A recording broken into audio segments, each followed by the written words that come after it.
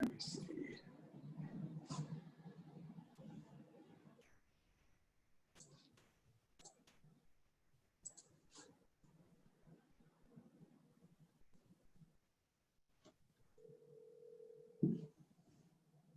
That's the one I'm just calling.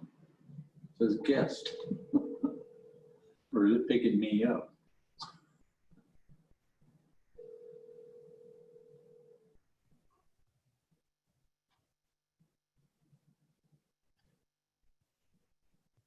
Call you back later. I don't want you to call me back later.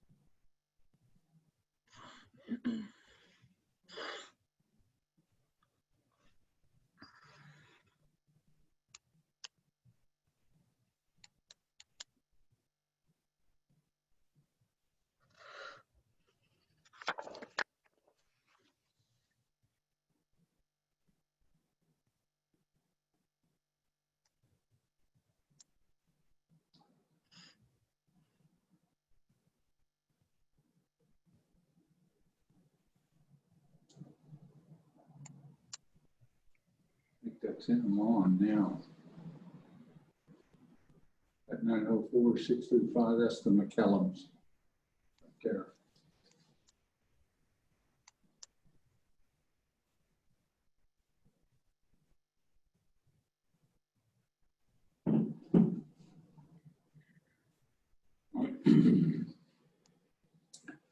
I just tried calling her and she said, I'll call you back later. Text me. So I texted her going, are you going to attend the CATF meeting?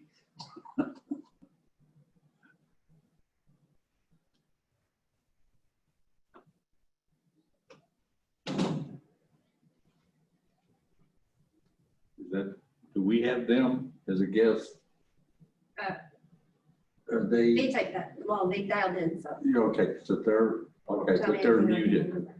Yeah, they can unmute, I can't unmute people. Okay. It's not like WebEx where I can unmute people. Mr. and Mrs. McCollum, are y'all gonna unmute? Yeah. Hear me.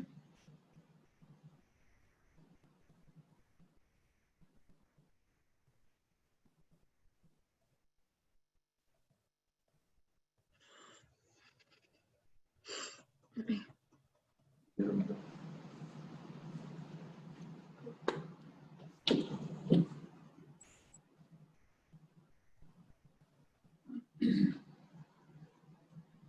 Oh, I've been down there. Okay.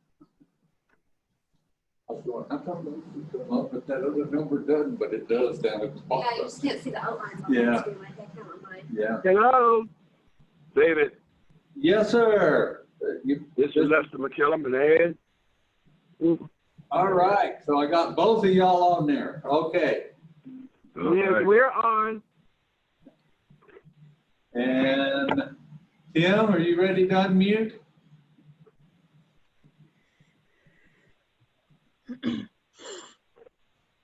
All right, well, that gives us, let me do a roll call for you, Melissa? Yes, please. Okay, this is the Citizens Advisory Task Force CATF meeting, Friday, August the 28th, 2020 at 2:05 p.m. This is roll call. Lester McCallum, Here. Mary McCallum, Here. Tim Folsom,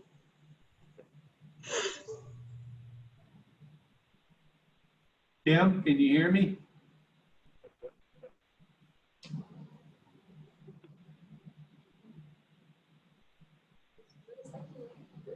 Marty Martinez. And Dee Johnson. Yeah. Tim, can you hear me?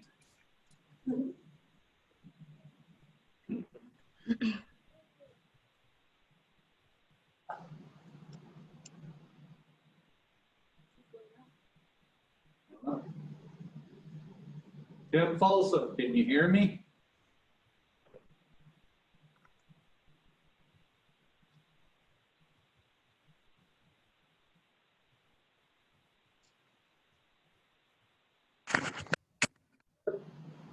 Tim, can you hear me now? Well, it might go like that. Yeah. that might be something to do.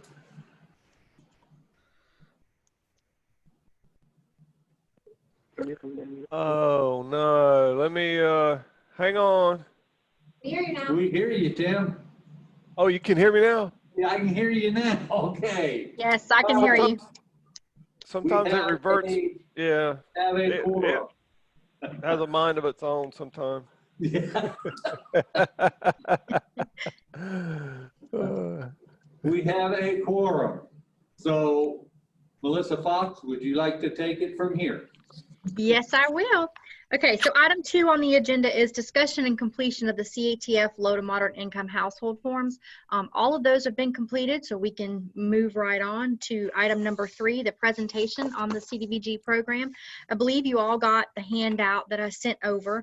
I'm going to go through that, and then if we have any questions, we can, address those. The City of Lake City is eligible to apply for a grant through the Small Cities Community Development Block Grant Program for up to $750,000 in 3 categories, and those are the housing, commercial, and neighborhood. Now, in the economic development category, the city is actually eligible to apply for up to $1.5 million. We're going to talk about the first 3 categories first, and just keep in mind those are at $750,000. Housing rehabilitation category. That's where the city would go in and they would address either the rehabilitation or replacement of owner-occupied low to moderate income homes within the city limits. A title search would have to be done to verify ownership, and then you would go in and a work write-up would be created. You would determine if the house was a minor or a major rehab, or if the house was just too far gone, you needed to replace it. You need to do a demo replacement. That's called a 1-for-1.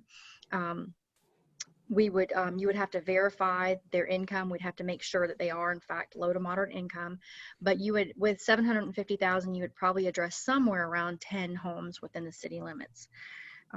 The second is a commercial revitalization. That's where you're doing work in your downtown area, your commercial area. You can do things as streetscape, you can do sidewalks, you can do building facade, you can do commercial parks, anything like that. A commercial park that's zoned in a commercial area would be, considered under the commercial. Now, keep in mind your service area is your citywide limit, so that would need to be a minimum at 51% low to moderate income. We'll get into that on the next slide. The third is a neighborhood revitalization category. That's where you're going in and you're going into neighborhoods, you're going into residential areas, primarily residential areas, and you're doing infrastructure items such as street paving, street repaving. You might have some sewer line replacement, new sewer lines, water line replacement, sidewalks. You can do parks in residential areas, anything like that. And there again, the beneficiaries must be at a minimum of 51% in order for the activity to be eligible. And determining a beneficiary for that, you would determine, like if you're doing water line replacement, it would be everybody on that street whose water line is being replaced. So we would need 51% of those to be low to moderate income. The fourth is kind of a standalone category. It's called the economic development. That's where you're providing infrastructure on city easement property to facilitate a new business, either locating into the city or expansion of an existing business in the city. The business must create long-term jobs and be included as a developer in the application. The city can request up to $1.5 million. One new job must be created by the developer for each $34,999.99 in grant funds requested.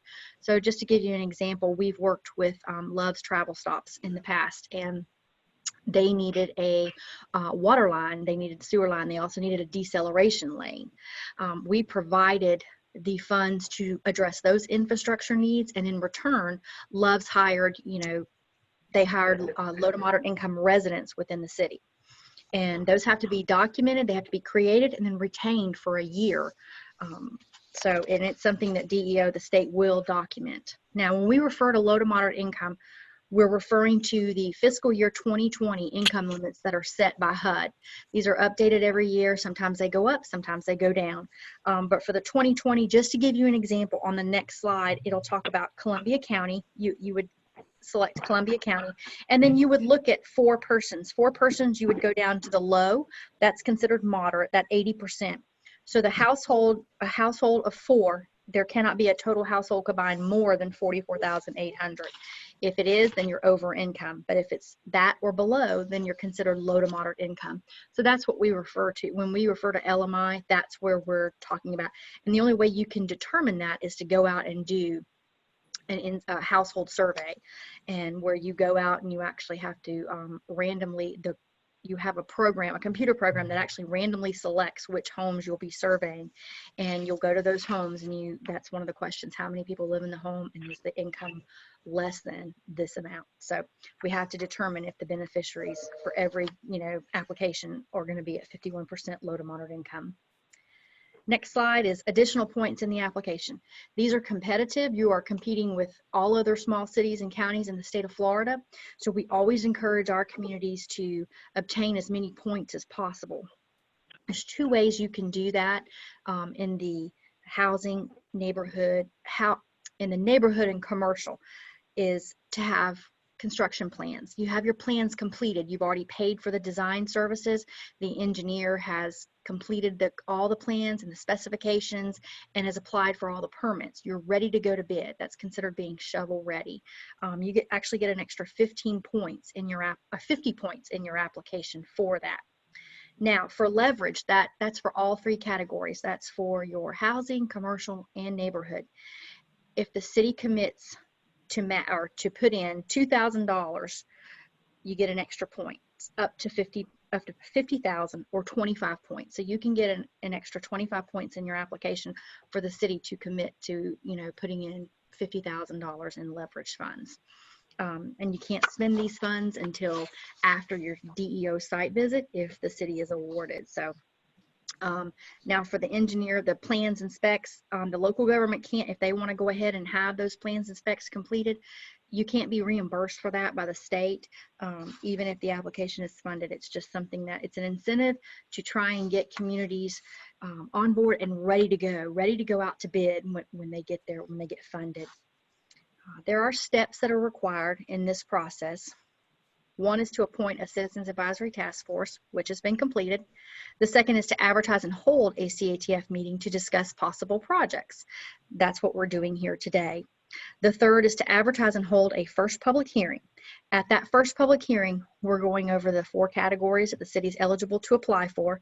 We're obtaining public comment on those 4 categories, and then we're asking for direction by City Commission to move forward on submitting an application. The fourth is to advertise and hold a fair housing workshop. That's typically held the same evening as the first public hearing. And then the fifth and final would be to advertise and hold a second public hearing. At that second public hearing, you're actually presenting a draft copy of the application to the public for comment, as well as City Commission. Once it has been reviewed and we've allowed for public comment, then City Commission would move to either submit the application or make any revisions needed. All right, at this time, we can open it up for any questions on the categories, and then also any discussions of what you feel is a community need in your area.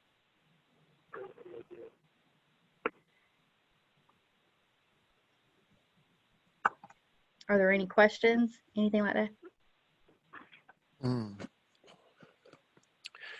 So this is Tim. Can you hear me?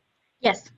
Oh, so say like Love's, they were given water access and access to water and all that. Yes. They. And deceleration lanes. What kind of deceleration lanes were they? That was just it's like a turning lane. It's just a little bit longer than a turning lane, but it allows, especially on major highways, it allows big trucks and even cars to slow down before they're turning in. So it's called a deceleration lane. So it's basically street improvements. Was that on the state road there at 441? The one I'm referring to was actually done down in Glades County. So we've actually done 2 for Loves. We've done 1 in Alachua County and 1 in Glades County. We've done 1 for the city of Hawthorne and then 1, down in for Glades County itself. Oh, okay. And Yeah. and they have to hire. So then they have to hire from a low to moderate income people. That's correct. Yes, they have to create and retain jobs, and it's designed to hire people of low to moderate income. So typically they have Loves will go in with like a McDonald's or an Arby's, and they can also be part of that hiring process. They can, hire people for their restaurants. Oh, okay. But that would Yeah. still, if they paid them minimum wage, they would still be at the LMI level, wouldn't they? Yes, yes. Now, keep in mind, when we talk about LMI, we're talking about the total household income. So it can't be like, someone who's maybe 18 and they're still living at home with mom and dad have job, it's the total combined income. Okay. And that is supposed to bring them out of the LMI category when they get this job with say Loves or something? No, what it does is it just creates a job for them. They actually have income now. So you're hiring someone who probably doesn't either have a job or, maybe they're making minimum wage. You can make a little more than minimum wage and be considered low to moderate income. So it's designed to bring businesses in to your community, and in Right. return, that community is going to hire residents of the community to work. Right. Exactly. We'll help y'all out, but y'all help us out too. Exactly. When you come in. David? Is David still on the line? Yes, sir. Go ahead. This is Lester McKillum, David. Yes, sir. I'm particularly interested in the number 1, the housing rehabilitation part of this. I think it would be a great incentive for the city to do some rehabilitation for privately owned individuals that are low to moderate income individuals. I think that would pull the property value up and increase their tax base as well. So the possibility that there could be a return for the city as well as far as taxes. That one, number 1, and the economic development, those 2. What is the city's need? Can you identify a greater need for CDBG funding? I was supposed to have Mr. Helfenberger and Mr. Henry on here to talk about 2 projects that they would like to see. But I can tell you that we are looking at the housing rehabilitation. Yes. To try to see if that's something we can get in here. I was gonna talk with. Elfenberger's available to come in. Hmm? I'm gonna go ask Elfenberger if he's available to come in. Yeah, because he wanted to talk on 2 projects proposed. I know that Columbia County is doing the one where they go in and energize a home. And I wasn't sure we weren't going to be in conflict with them if we went after a grant like that. Well, I think overall, like I was saying, go ahead and help with putting on new roofs, new windows and doors, paint job on the house, will certainly increase the value of the property and the appearance, overall appearance of the property. Yes, sir. And keep in mind, when you're doing a housing rehabilitation, you're actually having a work write-up done. You're bringing everything up to code. So you can't just, you have to bring everything up to code. So you're looking at electrical, you're looking at plumbing, roofing, anything like that. So it's, that's why I said you can typically address around 10 homes with that kind of funding, just because you're having to bring everything up to code. You'll have a work write-up performed on the home by a housing inspector, and then from there it would be bid out. So everything that is a code violation by the building and codes, you would need to bring up to code. Well, that'd be great, Yeah. Yes, yes, it's a great program. Yes. With mobile homes. Say if there was I'm sorry, what was that again? Will mobile homes fall under that category? That would be up to the city. The city could choose to address, the city would need to pass what's called a housing assistance plan. And that basically dictates how the city's housing program would be run. So if they're going to address mobile homes, that would be in the housing assistance plan that they will, a lot of times most communities will address mobile homes that were built after a certain period. Because when you have some that are just really old, you just need to replace those. Right. So a lot of times they'll put, requirements on, it can be a mobile home, but it has to be built after a certain, keep in mind too, you're going to have lead inspections done on the homes, asbestos inspections done on the homes, and if there's found to be any lead or asbestos, that will need to be removed as well. You'll have to go through an abatement process on that. The only downfall to a housing that, from our perspective, is you're only going to address probably about 10 beneficiaries. So when you do something like a neighborhood or a commercial, you're benefiting a larger number of people versus the 10 you would, that's really, it's still up to the city ultimately, but that would be the only downfall of a housing. Unless we do something for the low to moderate income individuals, and it continue to get worse and continue to deteriorate and have a bad reflection on your community. So we got to start somewhere. We could do 10 or 15 or 12, whatever it is, and it's something to be an improvement. So, yeah. So at some point, we need to address the slum and blight, and that's the beginning. Absolutely. I agree. I agree. I have another, this Tim again, I have another comment. I don't know if it pertains to this so much, but we'll find out. Just to say somebody owns a large apartment complex and they've let it run down and now they've moved to another maybe out of state, maybe somewhere far away, so they don't have to deal with it. They hire somebody to supposedly look after it. And these are, probably low to moderate income people, and they don't really have, it's just sad that the state that some of these apartments and housing, low income housing they can get, they don't have people that live there, they can't have a sense of pride of Right. And yet the owners sitting here, out of state, somewhere else, just send me the money, just send me your money. I don't care what it looks like. Don't care that it's got a lot of safety issues. I don't care that it probably doesn't meet code. I don't care if you got lead in your water. I don't care. I don't live there. Yeah.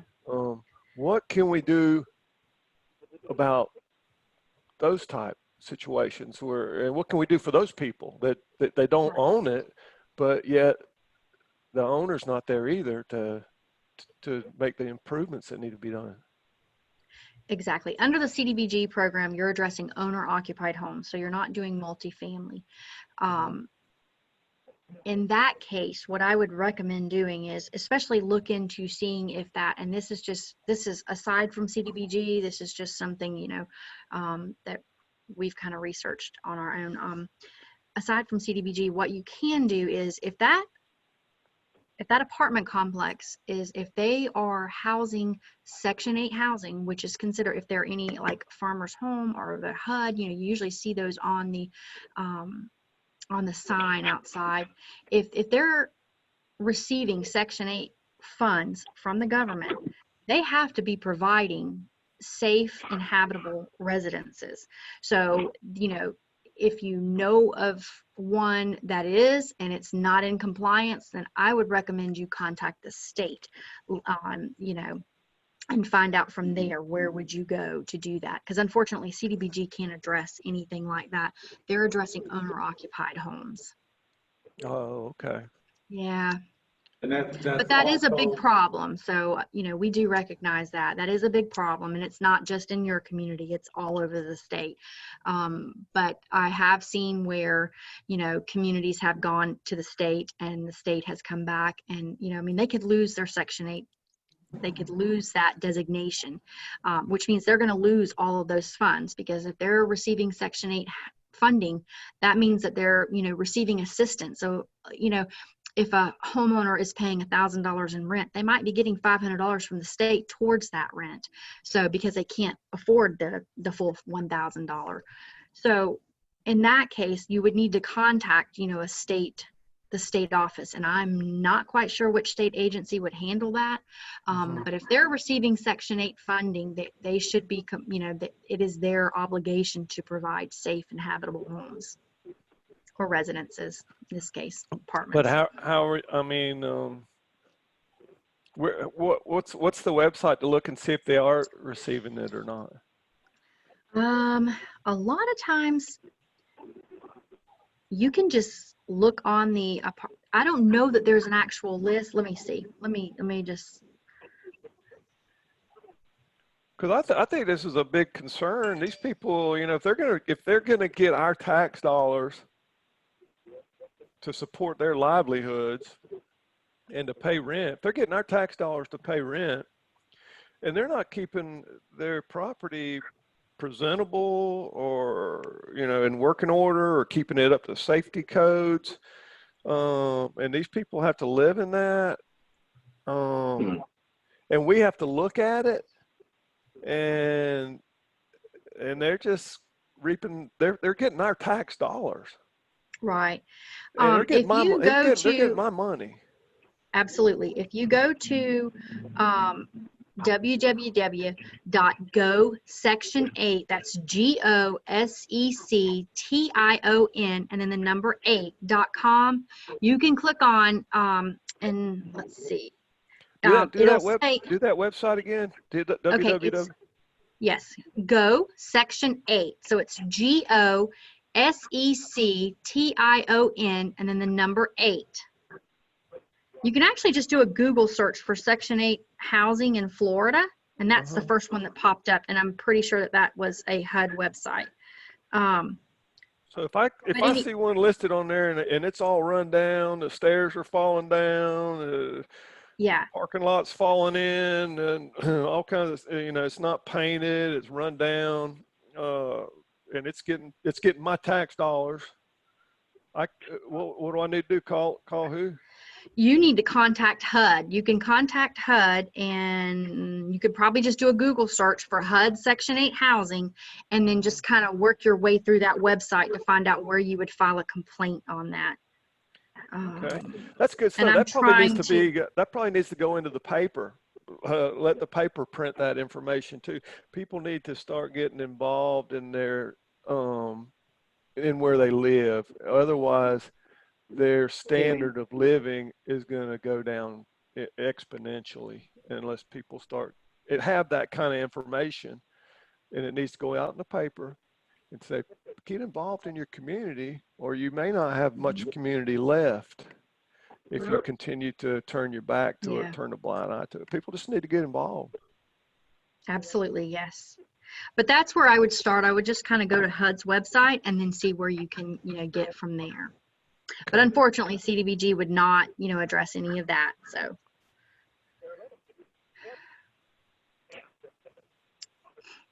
are there any other questions?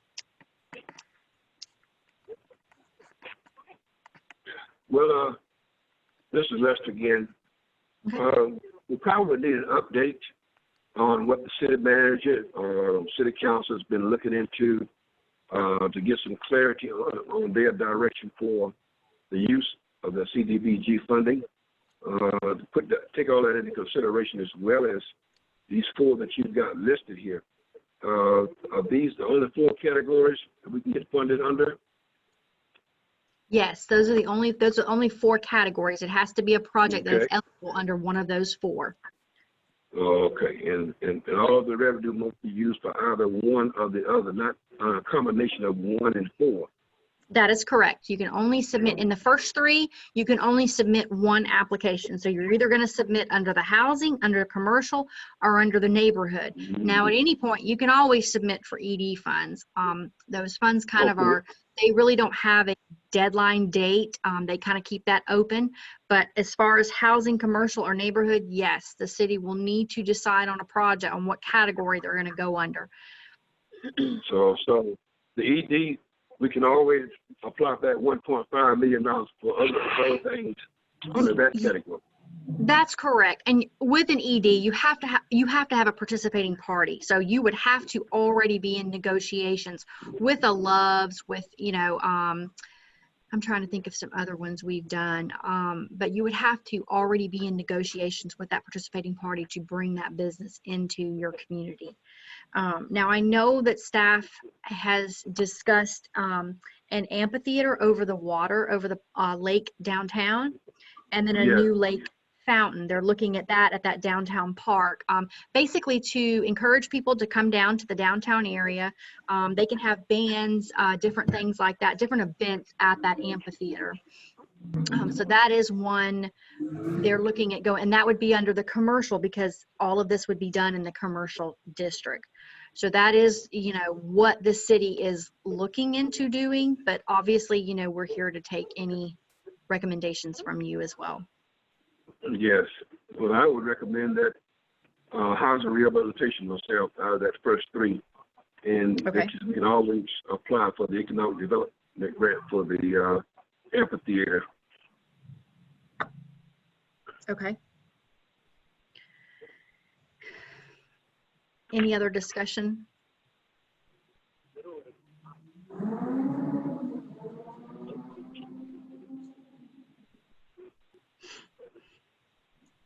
Okay, we will need, if there's no other discussion, we will need is there anybody in the public that wants to call or wants to comment? I don't think we have anybody. Nobody on. There's nobody on? Okay. Is there something that's going to be done with the hospital, Lakeshore? Is there anything in the works? Are they going, is today their last day in business? I don't know when they're going out of business, but I do know there's 2 medical groups that are looking at them to buy or take over, however they're going to do it. Okay, I just had a call in from Dale. He was supposed to Williams. He was supposed to fill me in on that. I haven't talked to him yet, so I guess I could find out from him. But yeah, that was the last I heard. That it's going to remain some type of medical facility. Yes, sir.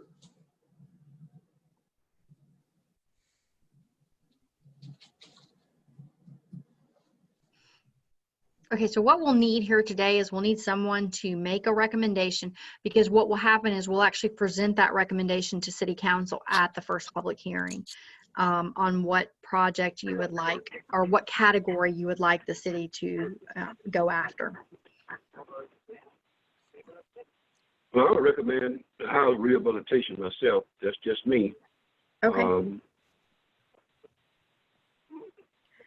So is that your motion, that you are recommending that the city pursue housing rehabilitation category? Yes. Yeah, out of those 3, the top 3, I think the housing rehabilitation do the city a great service in eliminating slum and blight. So that's why I recommend that. Okay. Is there a second? I agree with that. Okay. All right. What area were you thinking most needed for your rehab? When you consider the demographics for low to moderate income individuals, 51% of AMI, I'm thinking either Washington Street there, close to where the hospital authority has that doing their work, and or Martin Luther King, which is another major area, low area in our community that needs some attention as well. I agree with that. What was that first area? Washington Street. Washington. Yes, okay. And ML King needs a lot of attention. Those people down there just don't have the revenue to remodel, or to, like Tim was saying, that the properties run down just for lack of revenue to do any rehab work to them. Now, keep in mind that you you would have to open this up to everyone. Everyone in the city would be eligible to apply for this. Well, You would yes. have to live within the city limits, and then, but you could also, and with your housing assistance plan, that would dictate how you would rank applications. So what you would do, if the city chose to pursue a housing, and if the city was awarded a housing, how you would do this is you would advertise in the newspaper for initial applicants. And from there, those Yes. initial applicants would be ranked. And I'm just going to give you some, it's up to the housing assistance plan on how you rank them. But typically people who are disabled, elderly, Yeah. they would rank higher. They would get points for that, and they would rank higher up the list than someone who's younger. So from Yeah. there, you would go, so the first 10, you would go out and you would do title searches. You would verify their title, that they actually do own the home, and that that it's free and clear, that there's no issues with your title. And then from there, you could go out and, address the rehabilitation or the replacement. But you would need to open it up to, everyone in the city limits. Yes, I agree with that. I agree. Okay, so we The one with have, the most need, yeah, the one with the most need, I would certainly agree, wherever they're located within the city limits. Right. Yeah, it would definitely have to be within the city limits. So we have a motion, we have a second. All those, we want to take a vote? All those in Okay. favor say aye. Aye. Aye. Okay. All right. Mr. Johnson? I agree. Okay. All right. All right, any opposed? I think we had a unanimous, okay. All right, so what we'll do is we'll present that recommendation to the city commission. I believe the first public hearing is September 9th. Dave, is that correct? Yes. Okay, No, wait a minute. I think it's the 8th. is it the 8th? Yeah, I believe so. Okay, what time on the 8th? The city council is meeting at 6 p.m. Okay, We're having a workshop at 5 p.m. before that, Okay. but the city Okay. council meets at 6 p.m. when was the advertisement, when was the time for the first public hearing advertised for? What time was it? When was it sent out, or what time was it going to be? Yeah, what time was it advertised for? It was advertised for 6. Okay, so September 8th at 6. Okay. Yes.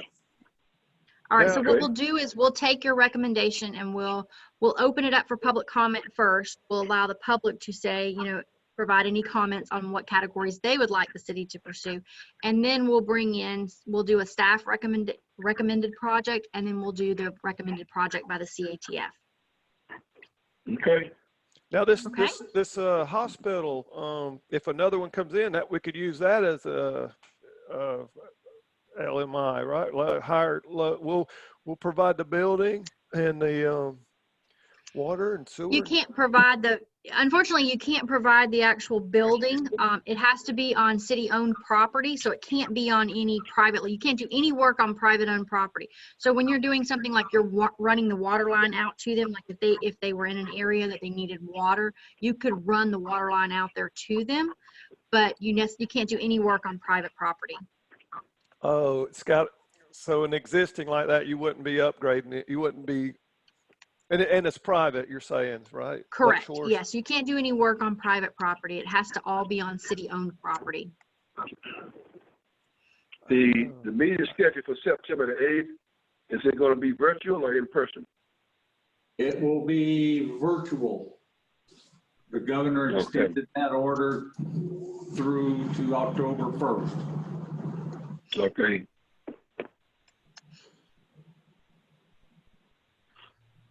All right, if there are no other questions or comments, we can adjourn the meeting.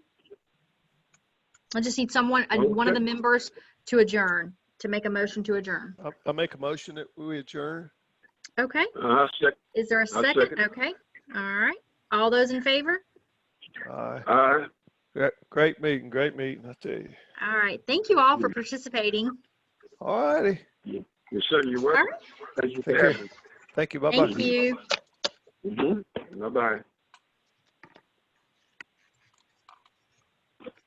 Great meeting, Dave.